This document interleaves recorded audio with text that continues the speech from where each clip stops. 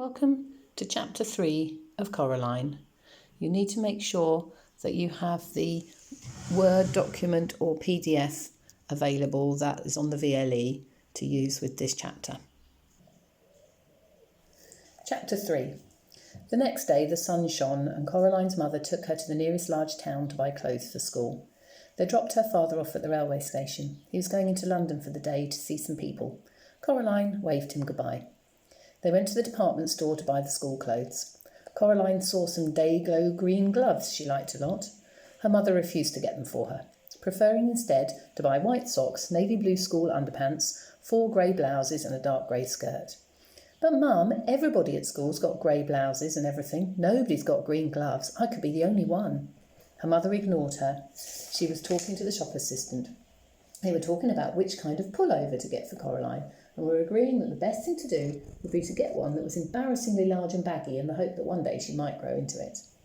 Coraline wandered off and looked at the display of Wellington boots shaped like frogs and ducks and rabbits. Then she wandered back. "Coraline? Oh, there you are. Where on earth were you?" "I was kidnapped by aliens," said Coraline. "They came down from outer space with ray guns, but I fooled them by wearing a wig and laughing in a foreign accent, and I escaped."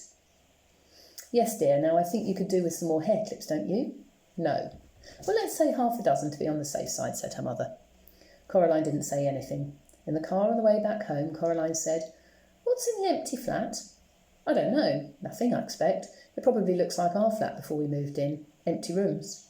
"Do you think you could get into it from our flat?" "Not unless you walk through bricks, dear." "Oh." They got home around lunchtime. The sun was shining, although the day was cold. Coraline's mother looked in the fridge and found a sad little tomato and a piece of cheese with green stuff growing on it. There was only a crust in the bread bin. "I'd better dash down to the shops and get some fish fingers or something," said her mother. "Do you want to come?" "No," said Coraline. "Suit yourself," said her mother, and left. Then she came back and got her purse and car keys and went out again. Coraline was bored. She flipped through a book her mother was reading about native people in a distant country, how every day they would take pieces of white silk and draw on them in wax, then dip the silks in dye, then draw on them more in wax and dye them some more, then boil the wax out in hot water, and then finally throw the now beautiful cloths on a fire and burn them to ashes. It seemed particularly pointless to Coraline, but she hoped that the people enjoyed it. She was still bored and her mother wasn't yet home. Coraline got a chair and pushed it over to the kitchen door. She climbed onto the chair and reached up. She clambered down and got a broom from the broom cupboard. She climbed back on the chair again and reached up with the broom. Chink! She climbed down from the chair and picked up the keys. She smiled triumphantly. Then she leaned the broom against the wall and went into the drawing room. The family did not use the drawing room. They had inherited the furniture from Coraline's grandmother, along with a wooden coffee table, a side table, a heavy glass ashtray, and the oil painting of a bowl of fruit.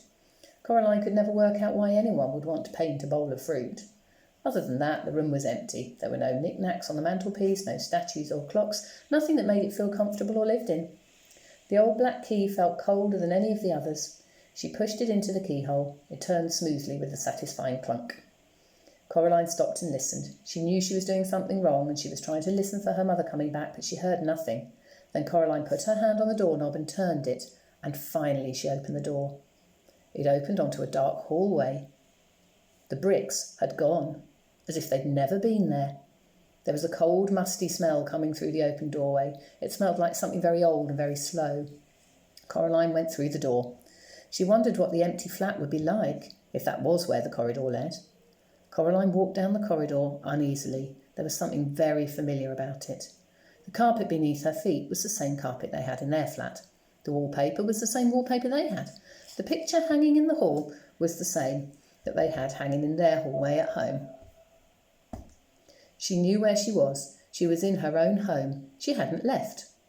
She shook her head, confused. She stared at the picture hanging on the wall. No, it wasn't exactly the same. The picture they had in their own hallway showed a boy in old-fashioned clothes staring at some bubbles, but now the expression on his face was different. He was looking at the bubbles as if he was planning to do something very nasty indeed to them, and there was something peculiar about his eyes. Coraline stared at his eyes, trying to work out what exactly was different. She almost had it when somebody said, "Coraline?" It sounded like her mother. Coraline went into the kitchen, where the voice had come from. A woman stood in the kitchen with her back to Coraline. She looked a little like Coraline's mother, only her skin was as white as paper. Only she was taller and thinner. Only her fingers were too long and they never stopped moving. and her dark red fingernails were curved and sharp. "Coraline," the woman said, "is that you?" And then she turned round. Her eyes were big black buttons. "Lunchtime, Coraline," said the woman. "Who are you?" asked Coraline. "I'm your other mother," said the woman. "Go and tell your other father that lunch is ready." She opened the door of the oven. Suddenly Coraline realised how hungry she was. It smelled wonderful. "Well, go on." Coraline went down the hall to where her father's study was. She opened the door. There was a man in there, sitting at the keyboard with his back to her. "Hello," said Coraline. She said, "to say that lunch is ready." The man turned round. His eyes were buttons, big and black and shiny. "Hello, Coraline," he said. "I'm starving." He got up and went with her into the kitchen. They sat at the kitchen table and Coraline's other mother brought them lunch. A huge golden brown roasted chicken, fried potatoes, tiny green peas. Coraline shovelled the food into her mouth. It tasted wonderful. "We've been waiting for you for a long time," said Coraline's other father. "For me?" "Yes," said the other mother. "It wasn't the same here without you, but we knew you'd arrive one day and then we could be a proper family. Would you like some more chicken?" It was the best chicken that Coraline had ever eaten. Her mother sometimes made chicken, but it was always out of packets or frozen and was very dry and it never tasted of anything. When Coraline's father cooked chicken, he bought real chicken, but he did strange things to it, like stewing it in wine or stuffing it with prunes or baking it in pastry, and Coraline would always refuse to touch it on principle. She took some more chicken. "I didn't know I had another mother," said Coraline cautiously. "Of course you do." "Everyone does," said the other mother, her black button eyes gleaming. "After lunch I thought you might like to play in your room with the rats." "The rats?" "From upstairs." Coraline had never seen a rat except on television. She was quite looking forward to it. This was turning out to be a very interesting day after all. After lunch, her other parents did the washing up and Coraline went down the hall to her other bedroom. It was different from her bedroom at home. For a start, it was painted in an off-putting shade of green and a peculiar shade of pink. Coraline decided that she wouldn't want to have to sleep in there, but that the colour scheme was an awful lot more interesting than the one in her own bedroom. There were all sorts of remarkable things in there she'd never seen before. Wind-up angels that fluttered round the bedroom like startled sparrows, books with pictures that writhed and crawled and shimmered, little dinosaur skulls that chattered their teeth as she passed, a whole toy box filled with wonderful toys. This is more like it, thought Coraline. She looked out of the window. Outside, the view was the same one she saw from her own bedroom. Trees, fields, and beyond them on the horizon, distant purple hills. Something black scurried across the floor and vanished under the bed. Coraline got down on her knees and looked under the bed. 50 little red eyes stared back at her. "Hello," said Coraline. "Are you the rats?" They came out from under the bed, blinking their eyes in the light. They had short, soot-black fur, little red eyes, pink paws like tiny hands, and pink hairless tails like long smooth worms. "Can you talk?" she asked. The largest, blackest of the rats shook its head. It had an unpleasant sort of smile, Coraline thought. "Well," asked Coraline, "what do you do?" The rats formed a circle. Then they began to climb on top of each other, carefully but swiftly, until they'd formed a pyramid with the largest rat at the top. The rats began to sing in high, whispery voices.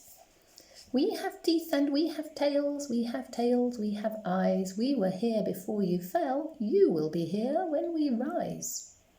It wasn't a pretty song. Coraline was sure she'd heard it before, or something like it, although she was unable to remember exactly where. Then the pyramid fell apart and the rats scampered fast and black towards the door. The other crazy old man upstairs was standing in the doorway, holding a tall black hat in his hands. The rats scampered up to him, burrowing into his pockets, into his shirt, up his trouser legs, down his neck.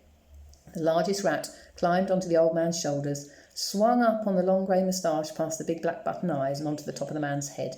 In seconds, the only evidence that the rats were there at all were the restless lumps under the man's clothes, forever sliding from place to place across him. And there was still the largest rat, who stared down with glittering red eyes at Coraline from the man's head. The old man put his hat on, and the last rat was gone. "Hello, Coraline," said the other old man upstairs. "I heard you were here. It's time for the rats to have their dinner. But you can come up with me if you like and watch them feed."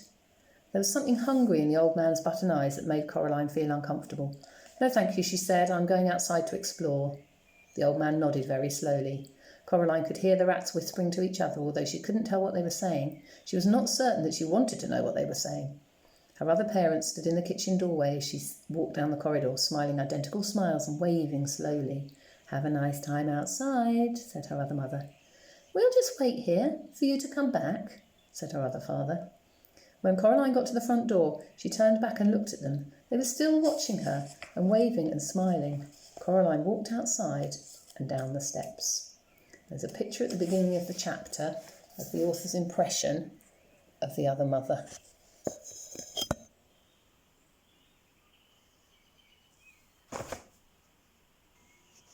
Have a think about how the author built up tension during that chapter. Now, you may not be able to see this particularly clearly, but here's an example. So, for instance, this part says, the old black key felt colder than any of the others. So the adjectives that the author's using are suggesting spookiness. Then in this part here, she knew she was doing something wrong and she was trying to listen for her mother coming back, but she heard nothing. So that's quite a long sentence. It's got 3 clauses in it, and it's a sort of flow of thoughts in Coraline's head. It slows the action down a little bit as she stops to think. The author also uses the senses, smell and touch. So the part about the key where it felt colder. And also that there was a cold, musty smell coming through the open doorway. It smelled like something very old and very slow. So the author's trying to get you to feel like you were really there. Then occasionally there are short sentences. Coraline went through the door. That can also build up the tension. And there are adjectives and adverbs to show how Coraline reacts to things. Coraline walked down the corridor uneasily. There was something very familiar about it. She shook her head, confused. And the author always also uses repetition. So in this part here, the carpet beneath her feet was the same carpet they had in their flat. The wallpaper was the same wallpaper they had. The picture hanging in the hall was the same that they had hanging in their hall. Now have a look at the page from Coraline that I've typed out and saved as a Word document on the VLE. Have a look through that part and have a check for short sentences for moving on the action and creating tension, longer sentences to give you time to think, adjectives to add spookiness, repetition to emphasise ideas, and the use of the senses. Underline them or highlight them or write them out separately. And that's the end of this video on chapter 3. Bye.